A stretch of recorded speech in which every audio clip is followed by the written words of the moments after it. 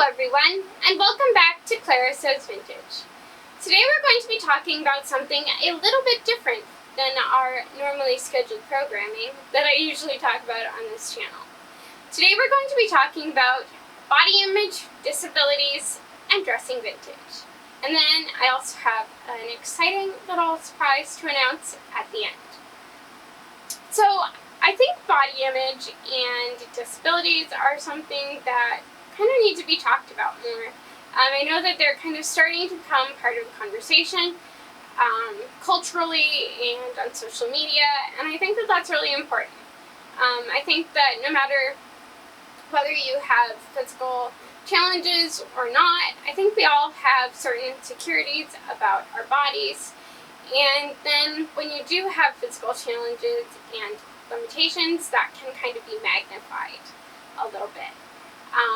Personally, I have scoliosis, I have mobility and balance challenges, and I also have mild to moderate hearing loss, and I wear hearing aids. So those are not things that I normally talk about on here. I'm sure some of you maybe have noticed that I wear plastic braces on my legs, and maybe some of you noticed my rib hunch from my scoliosis, but it's not something that I generally talk about. And I think that, I want to talk about it more. I think it's important to make it part of the normal conversation. We all have things that we, struggle with or that challenge us.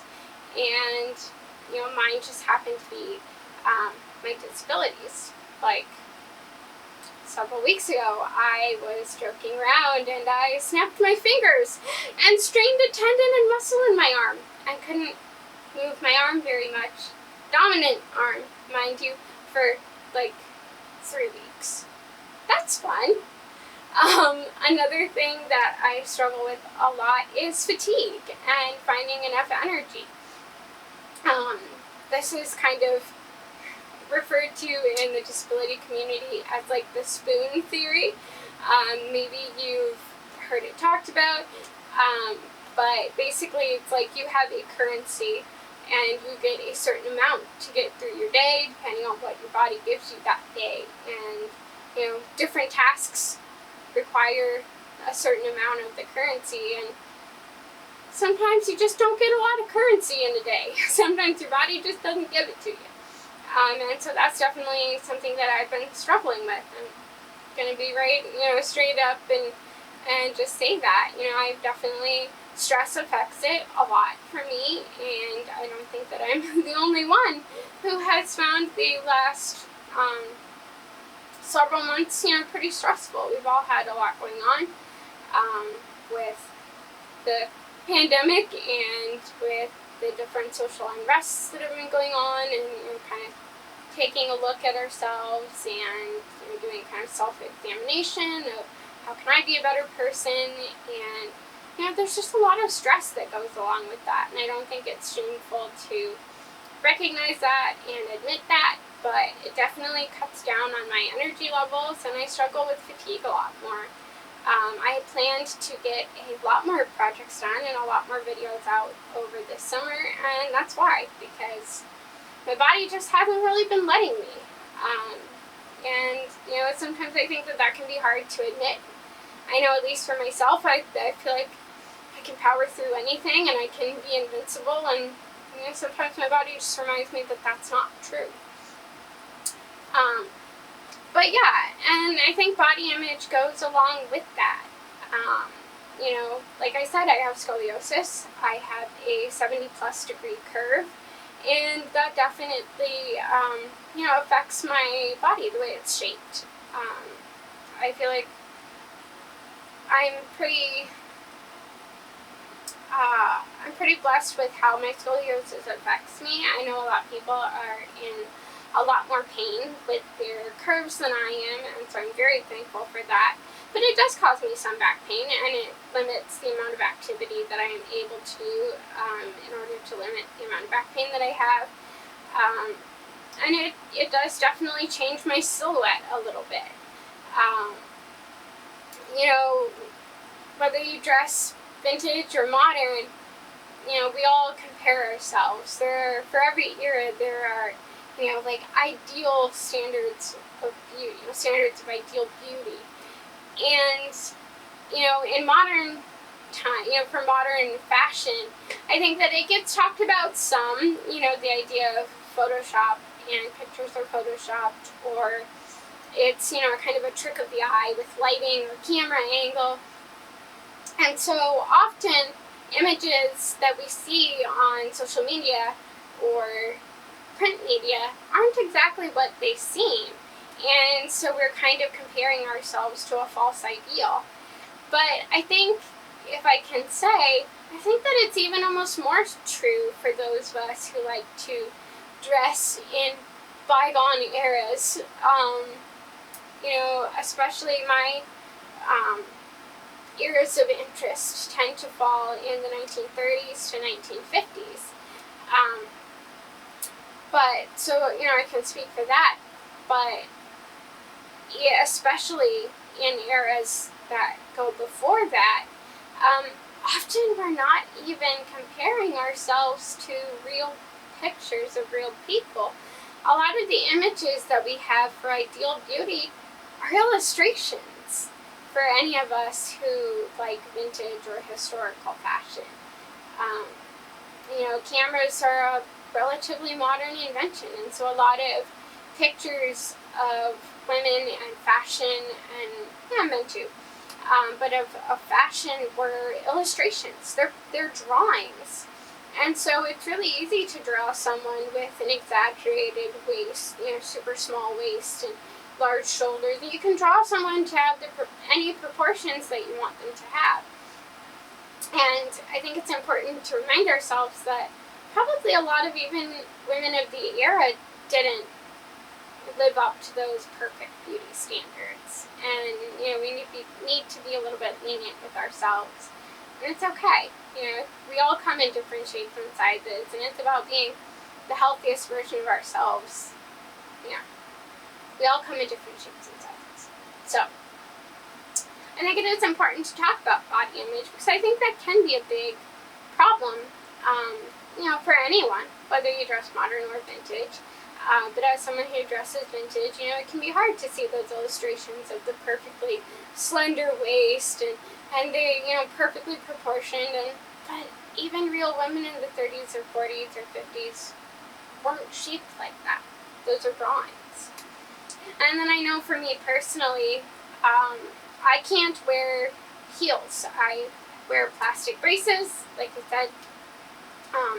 Maybe some of you notice them in my videos or my pictures, but I wear plastic braces that are made specifically for my feet, and they stabilize my ankles, and so I can't point my feet very much. And so that means that I can't really wear a heel higher than about an inch.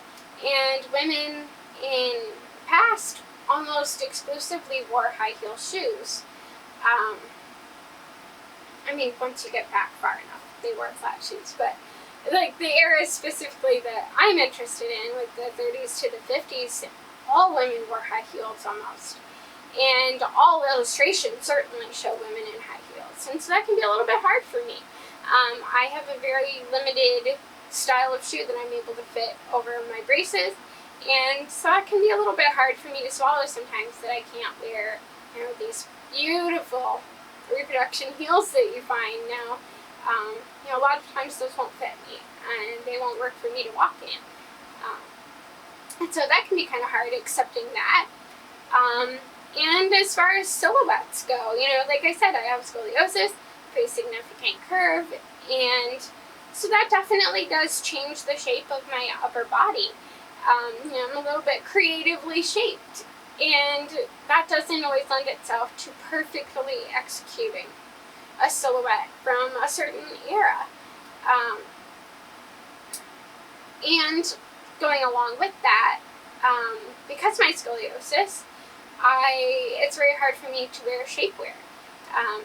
It's a rather modern invention of most women not wearing shapewear.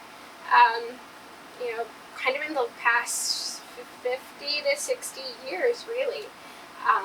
It's become more the norm to not wear shapewear. But prior to that, almost all women wore shapewear of some kind. whether way back in history you're talking about stays, which evolved into corsets, which evolved into more girdles, and what we think of as closer to modern shapewear. And so, like the eras that I'm interested in, the 30s and 50s, most women would have been wearing a girdle of some sort, and some sort of shapewear to manipulate their waist and make them look slimmer and smoother. And for physical reasons, because of my back, I can't do that. I can't. Pressure on my back for long periods of time makes it hurt, so I'm not able to wear that shapewear, and long periods of pressure on my abdomen aren't comfortable because of my scoliosis. So, it's kind of accepting that I can wear a 1950s dress or a 1930s dress, and it doesn't matter if I perfectly attain that silhouette. If I love it, that's what matters. And it's okay if I don't meet that perfect ideal of beauty for that era. And I think that that's something that no matter what era, whether you like to dress Victorian or Edwardian or mid-century or 2020, it's about being the best version of yourself. And ideals are just ideals. And most of the time, they really are not attainable. So I think it's important to talk about. It's important to admit the things that we're insecure about our bodies, and then, try to accept that we're beautiful just the way that we are. And that brings me to my exciting announcement. As some of you might know and might be aware of, there is usually a big convention held at the end of July in California by the name of Costume College. And it is a big convention of workshops and different various things regarding costuming and history, historical costuming, cosplay, sewing, and anything costume related in general. I personally have never been, but I have heard stories from people who have, and it sounds like it is a really special time. But with everything that's been going on, you have, a lot of big conventions and everything, big events have been canceled, and Costume College is one of them, as they should be, to keep everybody safe, and Costume College has also been canceled. So, a group of prominent costumers decided to take it upon themselves to come up with a virtual version of Costume College, which they have lovingly dubbed CoCoVid. So CoCoVid will be a series on YouTube. There are tons and tons of content creators that are going to be contributing and participating, and it's going to be a wonderful time. It will take place July 30th and 31st, and August 1st and August 2nd. There will be a big schedule of videos and kind of workshops, as well as different live discussion panels on various topics. And I have the immense privilege and honor of being part of a panel of fellow costumers and vintage history lovers that will be discussing disabilities and historical costuming and wearing vintage. So I hope that you are able to join in. I will put a picture up here of everyone who will be participating. We have the lovely Miss V, who will be hosting it on her channel, and Bernadette Banner will be part of our panel, which is super exciting, and lots of other lovely people that I have just started to get acquainted with, and it's going to be a really neat time. We're going to be kind of vulnerable and talk about our disabilities and how the challenges that they present in wearing, whether it's history bounding or costuming or vintage, and then kind of the ways that we tackle those challenges. And I'm sure there will be lots of other fun topics that will come up as well. I believe there will be some time where we'll be taking questions, and it is going to be a fantastic time, and I hope that you are able to join us, and I hope that you're able to tune in for some other parts of CoCoVid as well. I'm certain that there will be something for everyone. I will put the information I'll put the link to the information that's on Instagram in the description box below, so you can find the guide to CoCoVid, and I believe the finishing touches are still being put on the schedule. So I will put the links to where you can find all the information that you need in the description box below, and I hope you're able to join us. I think that this is going to be a really fun event for all of us, so that, you know, a lot of us who probably wouldn't be coming to costume college anyway will get to participate completely free. Anyone is welcome to join through YouTube. I believe it'll be on various channels, and I think a lot of the information will be spread on Instagram. So I will put all the information in the description box below. I hope you're excited. I know I am super excited. This is a really cool opportunity for me. I'm super excited to meet a lot of really great people. And yeah, so I hope you're able to join us. I hope you enjoyed this video. I know this was pretty different for what I usually put out, but I think it's important to talk about, and it's something that I kind of want to start talking about a little bit more on my channel. So if you have any ideas for other disability and body image related videos, please put those in the comments below. If you have a disability or different challenges that you deal with, I would love to hear in the comments if you're comfortable sharing. You can share with us in the comments below. But yeah, don't forget to like it. Click the thumbs up if you liked the video, and don't forget to subscribe to my channel and hit the bell button and select all so you're notified anytime I upload a new video.